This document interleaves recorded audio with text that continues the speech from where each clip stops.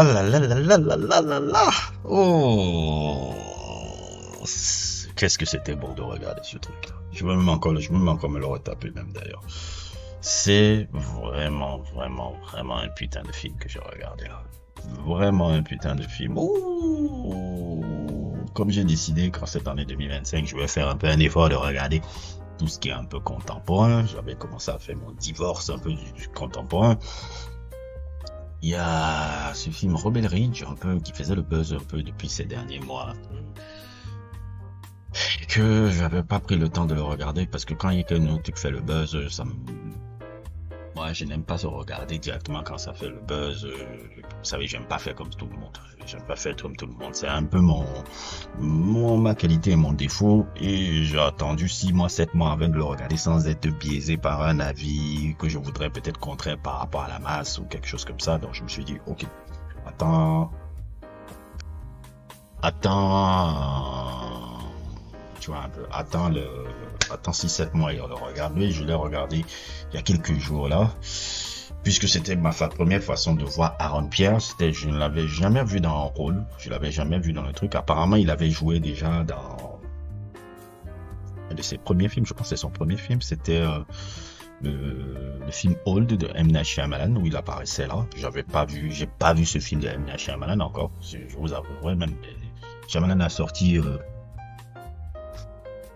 2-3 films déjà et je n'ai même pas regardé ces 2 derniers films. Je me suis arrêté à glace depuis là. Donc je me suis dit, ok, je vais prendre mon temps un peu pour vraiment regarder qui est Aaron Pierre vraiment. L'acteur, le truc derrière, la masse physique et la plupart des interviews, même si je soupçonne de quelqu'un qui a beaucoup de subtil, quelqu'un de très fin. Quand je vois même les musiques qu'il partage, quand je vois même son diminuant, je dis, ah, ça a l'air de quelqu'un d'excessivement fin. Et bon, je me suis dit, ok, je vais regarder Rebel Ridge là. Et tout, on en parle beaucoup de ce film d'action, on a un truc. Et quelle belle surprise. Quelle belle surprise. Oh là là là là là là là là. Si on peut résumer un peu Rebel Ridge, et je pense que la plupart des gens qui l'ont vu, la plupart des cinéphiles qui l'ont vu l'ont compris, c'était un peu une sorte de Rambo, des thrillers de Rambo cérébral un peu. C'était un Rambo thriller cérébral parce que l'influence de Rambo est évidente et tout. Je dirais pas seulement aussi l'influence de Rambo. Il y a ce film là aussi il y a quelques années qui était très bien, qui est un film de John Sturges que j'avais vu il y a quelques années tout qui s'appelle Bad Day à Black Rock avec Ernest Borgnine. Je sais pas si vous connaissez, c'est un peu le même plot un peu le même plot. Je sais pas si c'est forcément inspiré de ça, mais c'est un peu le même plot sur quelqu'un qui vient dans une ville, la ville est un peu hostile avec lui parce qu'il pose beaucoup de questions par rapport à cette ville. C'est un peu ce qui arrive dans Rambo quand il vient et on le rejette parce qu'il est un ancien soldat du Vietnam qui a perdu, dont la ville est hostile avec lui. Et dans ce retour de Rebel Ridge, c'est encore beaucoup plus complexe parce que Rebel Ridge, un peu, c'est l'histoire d'un individu qui veut payer la caution de son cousin et tout, et se fait heurter par 2 policiers qui prend la thune qu'il utilisait pour pouvoir donner à son cousin, pour pouvoir libérer son cousin. Et il voit comment il y a toute une corruption un peu derrière cette police là qui veut pas lui remettre son argent, ne peut pas le truc. Son cousin qui lui il est en danger un peu parce que il est en prison parce qu'il détenait un peu de la weed, mais apparemment c'était beaucoup plus complexe que ça parce qu'il était un peu il était devenu un peu un indique un peu pour les policiers pour dénoncer un peu le trafic de drogue qui était derrière. Je pense que c'est un peu ça, si je me souviens un peu. Corrigez-moi si je me trompe. Et après, ce cousin-là meurt, poignardé par le truc. Il s'ensuit toute une vendetta entre les policiers de la ville et le personnage joué par comment il s'appelle encore, le personnage joué par Aaron Pierre et Tutti Quanti. C'est un fabuleux thriller qu'on a regardé là, un thriller cérébral où je m'attendais à ce que ça pète tout le temps, mais on est beaucoup plus dans psychologie. C'est un peu un combat plus psychologique qu'un combat, comment dire, un peu physique. Et franchement, c'est une autre façon de... C'est un Rambo cérébral. C'est un Rambo cérébral. Pour moi qui adore First Blood, hein. Bah, si vous n'avez jamais vu le premier Rambo, parce que souvent les gens disent Rambo, c'est beau. Hein. Allez regarder le premier. Vous n'avez jamais vu le premier. Pour les gens qui disent souvent Rambo, c'est bourrin. Oui, le 2, le 3 et 4 et 5. Le 2, le 3 et 4, bon, c'était un peu ridicule. Mais allez regarder le le tout premier Rambo. First Blood et tout. C'est un chef-d'œuvre de l'histoire du cinéma. First Blood est trop bien. Et je pense même, bon, sans vous la spoiler, spotty spoil, moi, si j'étais j'aurais fait qu'on regardait la version là où Rambo meurt. Bon, là où il se suicide, j'aurais préféré cette version là que la version là il reste en vie ou quelque chose comme ça. Mais bon, c'est un petit détail. Le film n'en reste pas moins un super chef-d'œuvre. Et là, on a une version un peu... comment il s'appelle encore le réalisateur? Je le connaissais pas du tout. Ce réalisateur là, apparemment c'est quelqu'un, Jérémy Saulnier. C'est un réalisateur qui est très truc dans l'horreur, généralement. Et il a fait quelque chose d'hyper cérébral. D'hyper cérébral. Il n'y a pas une volonté de vengeance, il y a une volonté de justice. On peut voir un peu aussi le discours qui est un peu sur les injustices policières, les violences un peu policières, un peu sur l'homme afro. Un de mes camarades a un peu pesté en disant oui, ce qui m'énerve un peu là-dedans. Mais c'est une bonne chose, qu'est-ce que tu veux là? Donc c'est bon que ça soit un homme blanc. Quoi? De quoi tu parles? Mais tu es fou! Mais attends, Stallone, c'est pas un homme blanc. C'est une question de couleur de peau. C'est juste que c'est censé être un Rambo light, mais il n'y a pas d'action, à part à la toute fin. Mais il n'y a pas d'action dans le truc là. Non, justement, dans Rebel Ridge, il n'y a pas d'action. C'est bien ça le problème. C'est justement ça qui est bien. Non, ça a été vendu comme un film d'action. Quand je regardais la bande-annonce, mais justement, mais c'est ça que ça prend le contre-pied. Quand le con de base va partir regarder, est-ce que moi je croyais que j'allais regarder un film d'action? Mais c'est très bien, ça a pris le contre-pied. Moi je me croyais que j'allais regarder, ok, je vais regarder le truc, action et tout. Après je regarde, je dis non, il a pris le contre-pied. C'est génial. C'est génial ce qu'ils ont fait. Fucking génial. Merde. Je dis mais attendez. C'est de ça que... Vous voulez me dire que les mecs encore, les masculinistes se sont plaints encore de ça? Alors, j'ai dit que non, si c'est ça, alors j'ai dit les gars, arrêtez. Vous voulez que tout soit blanc, tout soit un truc, on ne fait plus aucune critique de white suprémaciste, des violences policières, on ne doit plus faire ces critiques qui sont vraies. On doit rester là, c'est mains et hautes et tout, à l'homme blanc. Non mais arrêtez, vivez dans votre monde. C'est ça. C'est ça, je dis non mais arrêtez, c'est ce monde-là que vous voulez. Donc on ne doit plus faire le critique de violence policière et trucs. On ne doit plus le faire, ça n'existe pas. Moi ce qui me dérange en fait, c'est jamais cette discussion avec un collègue de gauche, c'est lui qui m'a fait remarquer ça. Moi ce qui me dérange en fait avec les Rambo... Allô, je t'entends pas bien. Ah tu m'entends pas. Attends. Et là je t'entends je pense.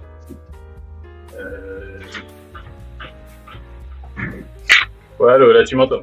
Oui. Ouais, non, je disais, ouais, bon, le truc où, bon, évidemment, les méchants sont tous blancs et la seule alliée du film, c'est une femme blanche et le côté white savior féminin. Oh, bon, mais c'est bien fait, c'est bien fait. Je savais que j'ai vu ça. Quand j'ai vu ça, j'ai dit oui, j'ai vu ce qui t'a énervé. J'ai dit, mais c'est bien fait. C'est pas ça, le plan. Arrêtez. Ça parce que le problème souvent, c'est pas que souvent que tu vois un peu. Moi, ce qui m'énerve, c'est quand c'est mal fait. C'est quand c'est mal fait que je vois que je dis, ah, ok, le truc là. Mais si la propagande, je dis, si c'est bien fait, fuck ça. Et que le méchant soit un homme blanc. Oui. Et ça fait quoi? Les Wachowski nous ont fait ça pendant plus de 20 ans, 30 ans. On ne se plaignait pas. En tout cas, les Wachowski nous ont fait ça 20 ans, 30 ans. À l'époque, c'était même pas cool de le faire. On ne se plaignait pas. Et je ne vais pas commencer à me... Moi, ce qui me dérange, c'est un autre truc, mais c'est un truc que j'ai remarqué. C'est même pas moi qui l'avais remarqué en premier, c'était un collègue avec qui il discutait de ça. Il m'avait fait remarquer que quand les films américains font des Rambo-like, où tu sais, typiquement, c'est le héros qui a été enfin, pas oppressé, mais à qui la société a fait une crasse, et que c'est un héros blanc, il a le droit de lash out. Il a le droit de tuer tout le monde. Il a le droit d'avoir, tu vois, attends, genre typiquement Joker, Falling Down, Rambo. Le héros a toujours le droit de lash out quand c'est quelqu'un qui n'est pas noir. Mais quand c'est un noir avec qui on a ce genre d'archétype-là, il doit toujours être mesuré. Genre Equalizer, il est mesuré. Chaque fois qu'un héros masculin noir doit genre faire le tueur ou doit genre être un héros d'action, on doit toujours lui mettre une sorte de mesure qu'on ne donne pas aux hommes blancs. Parce que un homme noir qui est unhinged, ça fait peur. C'est un collègue qui m'avait fait remarquer ça. Justement, dans Rebel Ridge, on est vraiment exactement dans ce trope-là. Le gars a toutes les raisons pendant tout le film de lash out et de justement faire exactement comme dans Joker, de complètement se venger et d'arriver à cette catharsis-là. Mais il est obligé de rester jusqu'à la fin, toujours dans la mesure, être Mais le gars rationnel, alors que tous les autres sont vous avez eu Django. Django, c'était quoi? Vous n'avez pas eu Django. Parce que Django, ouais. Django, il n'y a pas Ouais, ça. Vous aimez toujours chialer. Il n'y a pas eu Django. Oh. Django, Django, oui, ok, ça marche un peu dans ce trope, même si, bon, évidemment, il avait un homme blanc pour l'encadrer, hein, pendant la majorité du film. Mais c'était pas lui Django tout seul. Dans le délire. Non, il avait un homme blanc. Je peux te citer plein de films encore comme ça. Je gardais dans un... La trilogie qui inspire Django, la Nigga Charlie, c'est quoi? Le truc avec Nigga quoi? Le truc qui a inspiré Django là, qui vient des années 70 là, avec Fred Williamson. On va regarder ça sur YouTube. Ça s'appelle. Il y a Nigga Charlie, il y a. Comment ça s'appelle encore? J'ai oublié le truc après les trois films là. Parce qu'il y a Fred Williamson. Parce que. C'était ça. C'était un mec autre et tout, western, ancien esclave et autre et tout, après qui se rebelle et autre et tout, et il tue de l'homme blanc. Et ça s'appelle comment? Dans les années 70, ça existait ce truc-là. Alors c'est quel film? Ça s'appelle comment? Tu tapes Nigga Charlie, il y a Nigga Charlie, attends, The Legend of Nigga Charlie. Après il y a le deuxième film, j'ai oublié le titre encore, après le troisième film c'est Black Nigga, je sais pas quoi là, je sais plus ça. Le truc, tu tapes, ça existe dans les années 70 déjà, et c'était en western. Il y a eu ça. Même, je prends un peu les autres films de Fred Williamson, de Hammer. Il y a eu ça. Il y en a eu plein, ça. Il y a eu plein. Je sais pas, et autres et tout là-bas. Vous aimez seulement pleurer, Tito. Pleurer, les gars. Et moi, je voulais un film d'action. Et le gars, pendant tout le film, il fait de la bureaucratie, il demande s'il vous plaît avant de faire des choses. Mais c'est génial. C'est génial. C'est le fait qu'il y ait... comment on appelle encore ça? Le fait qu'il y ait ce truc encore de l'homme noir avec la femme blanche, avec l'homme blanc méchant. Bon, je vois un peu ce que tu veux dire sur l'agenda là, mais moi, tant c'est bien fait et tout. C'était vraiment un truc. Et Aaron Pierre, bordel. Waouh! Toi, tu es une star. Ah, ça, toi, tu es une star. Il a apporté une dimension à ce personnage qui est super intéressant. Parce que, à la base, ce projet-là, c'est un projet que John Boyega portait, hein. De ce scénario de Jeremy Saulnier et autres et tout, c'était John Boyega qui devait le faire. C'est lui qui devait le faire, mais à cause de problèmes un peu, de raisons familiales et quelques petits problèmes un peu avec, je pense, avec le réalisateur et tout, il a dû se retirer du projet et tout. Et quand je vois un peu John Boyega dans ce film-là, je pense que son interprétation du film aurait été un peu comme un peu les interprétations des films un peu d'action de Denzel Washington. Je pense un peu à un Ricochet, par exemple. Je suis sûr que John Boyega, qui dans son jeu rappelle beaucoup plus Denzel Washington, aurait fait quelque chose qui rappelle un peu les films d'action un peu comme Ricochet, un peu de Denzel, si John Boyega avait joué ça. Mais Aaron Pierre apporte beaucoup de nuances sur le personnage, beaucoup de trucs, et ça revient encore à ce que je pense et ce que je suis toujours convaincu dans le cinéma américain et dans le cinéma en général, les acteurs, dans le cinéma anglo-saxon, voilà, c'est ça que je veux dire, les acteurs les plus brillants, c'est toujours les acteurs anglais. Les acteurs anglais les Britanniques sont beaucoup plus brillants que les acteurs américains. Parce que la plupart, c'est toujours des gars qui ont un background de théâtre.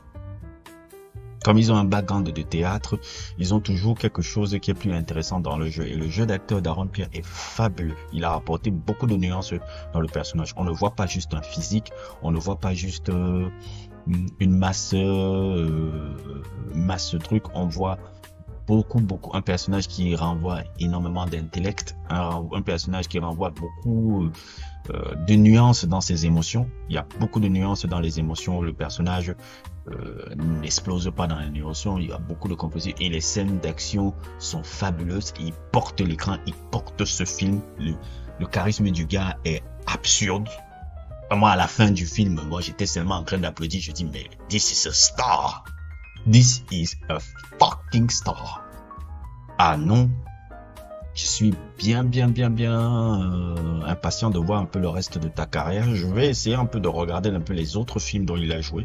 Il y a quelques films un peu qui apparaissent là que je n'ai pas vu un peu de lui, que je vais essayer de voir un peu, mais c'est un fabuleux acteur. C'est vraiment un fabuleux acteur. Les autres ne sont pas si mauvais. Hein. Don Johnson, qui est un peu au crépuscule de sa carrière. Maintenant, j'ai l'impression que la plupart des rôles, il va jouer un peu maintenant des vieux racistes blancs. Comme un peu, déjà, on le voyait un peu à écho, un peu à son rôle un peu qu'il y avait dans Django. C'est pas très différent un peu au rôle qu'il avait dans Django, déjà. Don Johnson, qui est un peu au crépuscule de sa carrière, qui a beaucoup plus de rôles un peu, il est beaucoup plus dans ce style de rôle-là.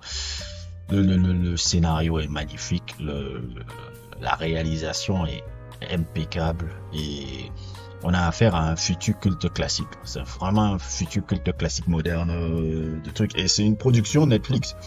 Rare que les productions Netflix originales comme ça sont souvent bonnes parce que les productions Netflix sont souvent bidons.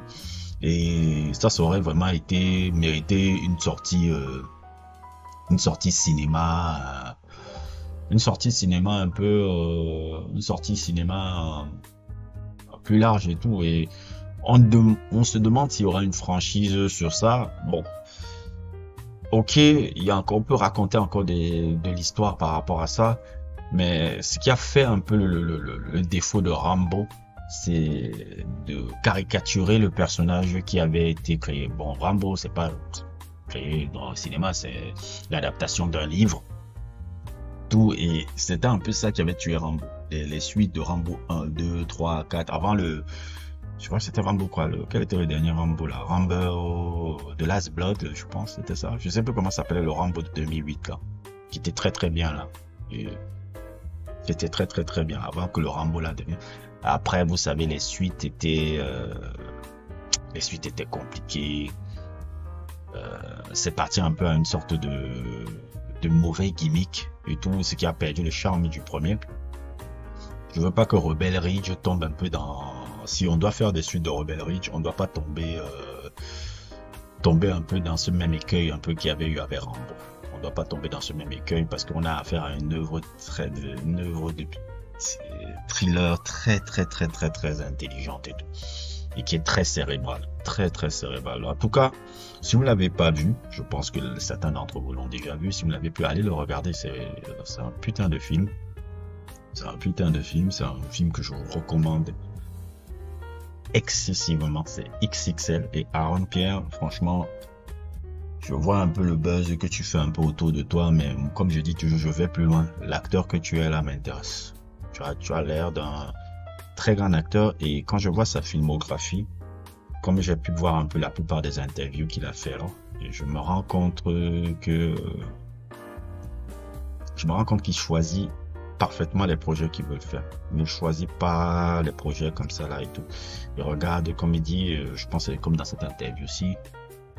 I was just enamored and taken by the way that he operates with such intentionality and specificity and love and care for the art, the craft itself. Like me, he really doesn't have any interest in any of the extracurricular things that present themselves in our industry. And I empathized and connected with that. For me, there are like 3 things with every project that I do They're like checkboxes. It's the filmmaker, the script, and the character. Comme vous l'avez entendu là, il choisit son truc dans un film qu'il choisit quel est le réalisateur, quel est le script et quel est le caractère que je vais jouer. Donc ça, c'était vraiment quelqu'un qui est vraiment très impliqué dans le travail et le travail qu'il veut faire. Il aime vraiment ce métier-là. C'est vraiment pas tous les lesbos là et tout ça lui parle pas. Lui, il est vraiment métier, craft et tout. Et j'adore des acteurs comme ça. Je pense que c'est quelqu'un qui va être très important à Hollywood. Non pas seulement pas la pseudo-célébrité conne qu'il a, mais j'aime les acteurs. J'aime les acteurs et c'est vraiment un acteur celui-là. Comme pour la plupart des acteurs britanniques. N'hésitez pas à liker, n'hésitez pas à vous abonner. Plus pour d'autres aventures.